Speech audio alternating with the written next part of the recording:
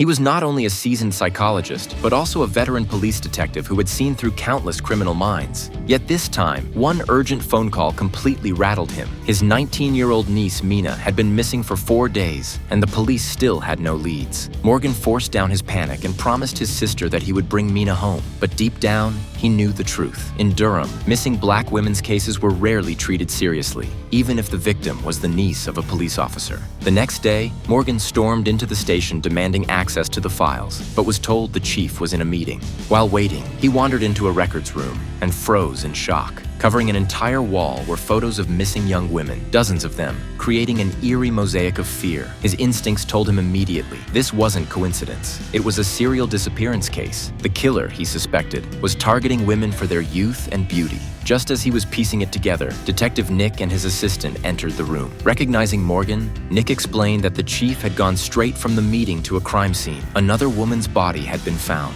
Morgan's stomach dropped. Mina's face flashed before his eyes. He rushed with Nick to the scene. On the way, Nick revealed that Durham had been terrorized for months by a serial kidnapper who had abducted more than a dozen girls, most around 20 years old. 2 had already been found dead, and the 3rd might be the one they were about to see. Even more disturbing, the killer always left a note signed "The Lover." Investigators believed he was a narcissist taunting the police, his crimes growing bolder with each attack. Hours later, they arrived at the scene. The victim's hands were bound, and she had clear signs of sexual assault, the same pattern as the previous 2 murders. Thankfully, the victim wasn't Mina. Morgan exhaled in relief, though he knew it meant she was still in grave danger. According to the investigators, the killer was exceptionally clever. The victims had no known connections, and not a single fingerprint had been found. This was someone with serious counter-investigation skills. With no leads at the scene, they returned to the station. There, Morgan shared his own theory. The killer's goal might not be murder, but rather some perverse obsession with collecting young women. Although 3 bodies had been found,